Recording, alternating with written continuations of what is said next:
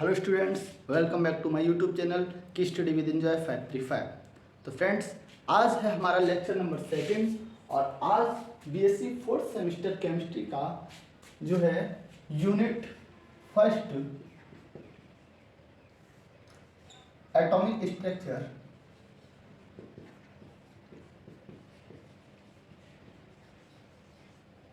इसका हम लोग 2nd लेक्चर पढ़ने वाले हैं। तो इससे पहले के लेक्चर में हमने पढ़ा कि प्रकाश की द्वैत प्रकृति होती है, उसी तरह से पदार्थ की मैटर की भी द्वैत प्रकृति होती है। सन 1905 ईस्वी में सर आइंस्टाइन ने हमें प्रकाश की द्वैत प्रकृति के बारे में बताया था। उसके पश्चात सन 1924 ईस्वी में डी ब्रॉगली ने भी हमें पदार्थ की द्वैत प्रकृति के बारे में बताया। तो उन्होंने बताया था कि पदार्थ की भी द्वैत प्रकृति होती है यदि पदार्थ मोशन में हो, यदि पदार्थ मोशन में हो। तो देखिए, पदार्थ किससे मिलकर बना होता है? छोटे छोटे पार्टिकलों से, छोटे छोटे पार्टिकलों से मिलकर बना होता है। और छोटे छोटे पार्टिकल के अंदर क्या होते हैं? परमाणु, परमाणु के अंदर नाभिक, और नाभिक के चारों ओर इलेक्ट्रॉन चक्कर लगाते हैं। हम सभी लोगों को पता है नाभिक के चारों ओर इलेक्ट्रॉन चक्कर लगाते हैं। तो यदि हम, क्योंकि परमाणु तो हमारा सिचुएटेड रहता है, स्थिर रहता है, और इलेक्ट्रॉन जो है वो घूर्णन करते हैं, यानी कि इलेक्ट्रॉन जो है वो मोशन में रहते हैं। तो यदि हम यह बता दें कि इलेक्ट्रॉन जो हैं वो कण के रूप में होते हैं और इलेक्ट्रॉन ही वेव नेचर शो करते हैं, तो हम कह सकते हैं कि एक मैटर भी वेव नेचर शो करता है और पार्टिकल नेचर शो करता है। तो ठीक है, तो सबसे पहले हम देखेंगे कि वेव नेचर कैसे शो करता है। एक तो देखिए फ्रेंड्स, 1924 ईस्वी में 1924 में डी ब्रॉगली ने हमें ये बताया कि कोई भी matter wave nature and particle nature दोनों शो करता है, लेकिन उन्होंने वेव नेचर की जो पार्टिकल फॉर्म में शो करता है उसको डिफाइन नहीं कर पाए। उसको बताया उन्होंने, पर उसको उन्होंने एक्सपेरिमेंट द्वारा डिफाइन नहीं कर पाया किसी ने। तो देखिए अब क्या होता है आगे। देखिए, पार्टिकल नेचर की कंडीशन हमने बताया इलेक्ट्रॉन पर लागू होगी कि इलेक्ट्रॉन यदि मोशन में है, यानी कि इलेक्ट्रॉन पर यदि particle nature and wave nature show करता है, तो पूरे मैटर पर भी वो particle and wave nature show करेगा, क्योंकि इलेक्ट्रॉनों से ही मैटर है। ठीक है, तो देखिए पार्टिकल की कंडीशन क्या होती है। Electron has particle nature because it has defined mass, charge, energy, momentum and volume. यानी कि electron has particle nature, electron रखता है या इलेक्ट्रॉन के पास होती है पार्टिकल नेचर, यानी कि पार्टिकल नेचर होती है, क्योंकि इट हैज डिफाइंड मास, क्योंकि एक सक्रिय द्रव्यमान यानी कि एक निश्चित मास यानी कि द्रव्यमान रखता है, चार्ज यानी कि आवेश रखता है, एनर्जी यानी ऊर्जा रखता है, मोमेंटम यानी कि वो संवेग रखता है, क्योंकि जब वो गति करता है तो संवेग mv, momentum into velocity and volume और आयतन रखता है। ठीक है, so it will follow the all necessary condition of a particle. इसलिए वह सभी पार्टिकल की कंडीशन शो करता है, इसलिए वह पार्टिकल है। ठीक है, पार्टिकल की कंडीशन शो करता है, इसलिए वह पार्टिकल है। अब देखिए वेव की कंडीशन क्या है। वेव की कंडीशन जो थी वो हमने बताया आप लोगों को कि डी ब्रॉगली किसी भी एक्सपेरिमेंट द्वारा सिद्ध नहीं कर पाए। तो उसके लिए उन्होंने कब किया था ये एक्सपेरिमेंट? 1924 में, 1924 में। उसके बाद आए इन 1927 यानी कि 1927 में आए डेविसन एंड जर्मन। ये दो वैज्ञानिक थे। Verified the wave nature of electron on the basis of following experiment. इन्होंने अपने एक्सपेरिमेंट से इलेक्ट्रॉनों को वेव नेचर शो कराया। ठीक है, वो पहले से ही था वेव नेचर, पर उन्होंने बताया, एक्सपेरिमेंट द्वारा दिखाया कि इलेक्ट्रॉन वास्तविकता में ऐसे करके वेव नेचर शो करता है। इसके कारण इन्हें 1937 में जो है सबसे बड़ा पुरस्कार, नोबेल पुरस्कार, शिक्षा के क्षेत्र में सबसे बड़ा पुरस्कार नोबेल पुरस्कार से सम्मानित किया गया। ठीक है, तो देखिए अब देखते हैं कि डेविसन एंड जर्मन ने अपना कौन सा ऐसा प्रयोग कराया जिसमें हमें पता चला कि इलेक्ट्रॉन भी वेव नेचर शो करता है। चलिए देखते हैं। तो देखते हैं डेविसन एंड जर्मन प्रयोग क्या था। तो डेविसन एंड जर्मन ने सन 1927 में सबसे पहले क्या किया, इन्होंने एक टंगस्टन धातु का एक फिलामेंट लिया, ठीक है, और इसके ऊपर बेरियम ऑक्साइड की इन्होंने कोटिंग कर दी। इसके ऊपर क्या कर दिया, बेरियम ऑक्साइड की पॉलिश कर दी, ये इन्होंने पॉलिश कर दी। किसके ऊपर, फिलामेंट के ऊपर, जो कि किसका बना था, टंगस्टन धातु का, ठीक है। इन्होंने इसे एक लो वोल्टेज, जिसे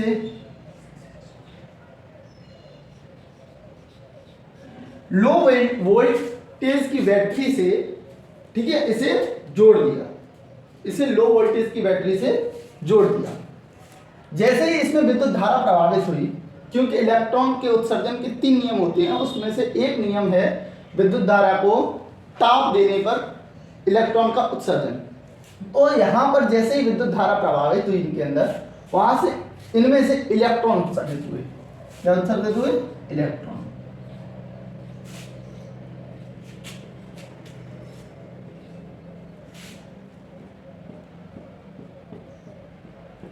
इलेक्ट्रॉन उत्सर्जित हुए इनमें से।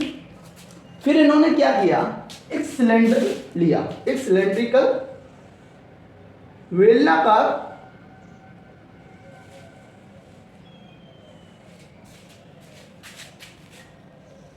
एक ऑब्जेक्ट लिया,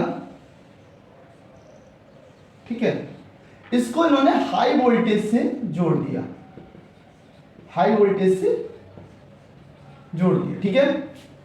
इन्होंने हाई वोल्टेज से इस फिलामेंट को, सॉरी, इस ऑब्जेक्ट को हाई वोल्टेज से यहां पर जोड़ दिया। उसके बाद इन्होंने एक फोटोग्राफिक प्लेट ली, एक फोटोग्राफिक इन्होंने प्लेट ली, जो कि निकेल क्रिस्टल से बनी थी। किससे बनी थी, निकेल क्रिस्टल से। निकेल क्रिस्टल से ये फोटोग्राफिक प्लेट बनी हुई थी। अब हुआ कि कुछ यूं कि जैसे ही इसमें विद्युत धारा प्रभावित हुई, इसने इलेक्ट्रॉन उत्सर्जित किए। इलेक्ट्रॉन उत्सर्जित किए तो ये जो चीज लगाई गई है ऑब्जेक्ट, तो ये वर्क करता है किसके रूप में, इन इलेक्ट्रॉनों को एक सीधी पंक्ति के रूप में, एक सीधी पंक्ति के रूप में जोड़ने के लिए, व्यवस्थित करने के लिए। ऐसे ये जो ऑब्जेक्ट लगाया गया था, उसने इन इलेक्ट्रॉनों को एक सीधी पंक्ति के रूप में जोड़ दिया, ठीक है। अब यहां से जब इलेक्ट्रॉन गुजरे तो ये ऐसे करके यहां पर ऐसे उत्सर्जित हुए, ऐसे करके इलेक्ट्रॉन गन मान लीजिए से, या जो हमने बताया टंगस्टन का है ये, बेरियम ऑक्साइड, बेरियम ऑक्साइड की इस पे कोटिंग की गई है, बेरियम ऑक्साइड की इस पे कोटिंग की गई है, यानी कि पॉलिश की गई है। उसके बाद इसमें विद्युत धारा प्रवाहित की गई है, जिससे कि इलेक्ट्रॉन उत्सर्जित हुए। इस बेलनाकार ऑब्जेक्ट को हाई वोल्टेज से जोड़ा गया है, जिससे कि इलेक्ट्रॉन इससे गुजरे और गुजरते समय एक पंक्ति के रूप में बनते हुए आए।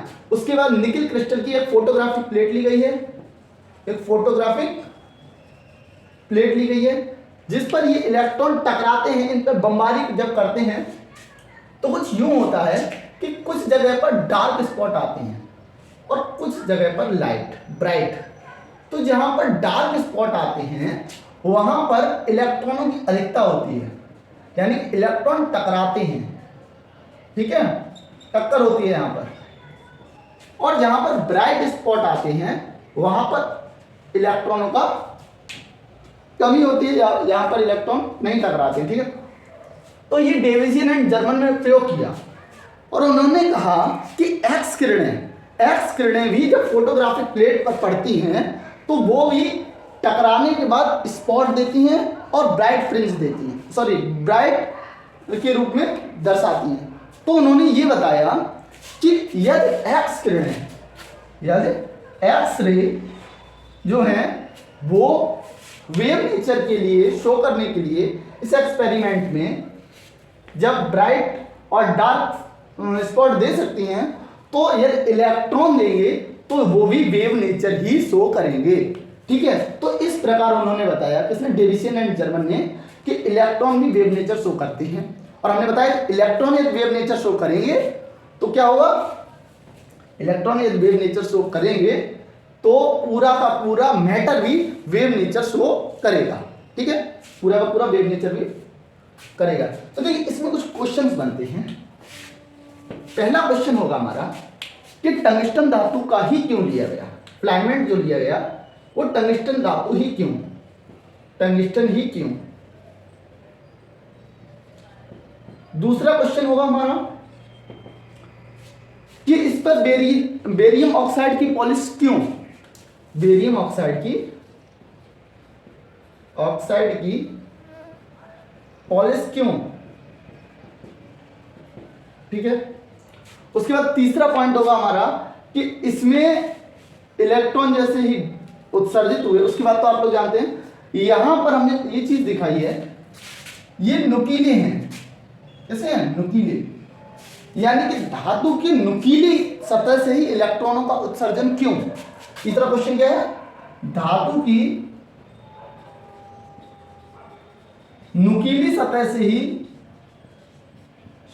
ही देखिए पृष्ठ तो दिखाया नहीं हमने कि पृष्ठ से हो रही है, नुकीली सतह दिखाया, तो नुकीली सतह से ही इलेक्ट्रॉनों का उत्सर्जन क्यों। ये चौथा क्वेश्चन क्या है हमारा कि ये जो ऑब्जेक्ट लिया गया है, पहली बात तो इलेक्ट्रॉनों को, अब देखिए इलेक्ट्रॉनों को लाइन में इसलिए किया गया क्योंकि जब ये ऐसे बमबारी करते तो कुछ ऐसे जाते कुछ ऐसे जाते, लाइन में जाएंगे तो एकदम से। दूसरी चीज, इसमें हाई वोल्टेज क्यों, ऑब्जेक्ट में हाई वोल्टेज क्यों,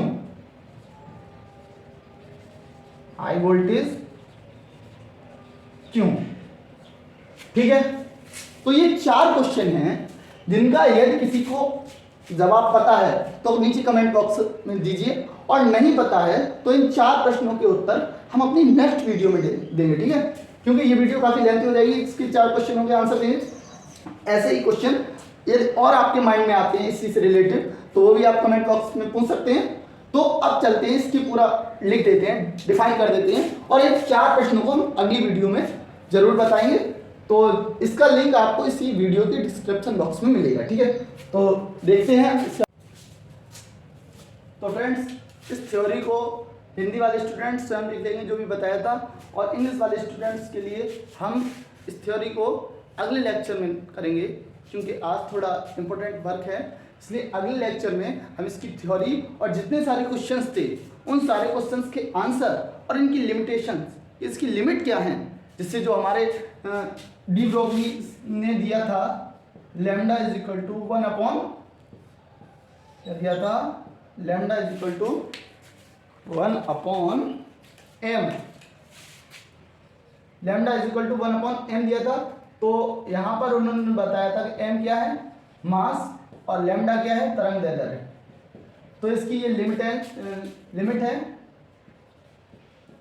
कि जैसे जैसे लैम्डा इंक्रीज होगा, यानी कि तरंग दैर्ध्य इंक्रीज होगी, उसका मास जो है डिक्रीज होगा, और जैसे जैसे मास इंक्रीज होगा, वैसे वैसे लैम्डा यानी कि तरंग दैर्ध्य डिक्रीज होगी। ये इंक्रीज, ये डिक्रीज, ये डिक्रीज, ये इंक्रीज। ठीक है, यानी कि पार्टिकल का जब शो करेगा, नेचर शो करेगा इलेक्ट्रॉन, तब उसे पार्टिकल नेचर छोड़ना पड़ेगा, और पार्टिकल की ये कंडीशन है कि उसके पास मास होना चाहिए। पार्टिकल नेचर जब शो करेगा तब उसके पास मास होगा, लेकिन जब वो वेव नेचर शो करने को आएगा तो उसे अपना मास जितना कम होगा उसकी वेवलेंथ उतनी ही अधिक होगी। वेवलेंथ ये होती है लैम्डा। ठीक है, 2 श्रृंगों अथवा 2 गर्तों के बीच की दूरी को तरंग दैर्ध्य कहते हैं। ठीक है, तो और जैसे ही वो वेवलेंथ उसकी ज्यादा होगी, वेवलेंथ जब उसकी ज्यादा होगी तो उसका मास इलेक्ट्रॉन का बहुत कम होगा। ठीक है, जितनी ज्यादा होगी उतनी ही कम होती जाएगी। तो आशा करते हैं आज का लेक्चर आप सभी लोगों को बेहद पसंद आया होगा, समझ में आया होगा। तो इसी के साथ मिलते हैं नेक्स्ट वीडियो पर, और तब तक के लिए स्वस्थ रहिए, मस्त रहिए। धन्यवाद।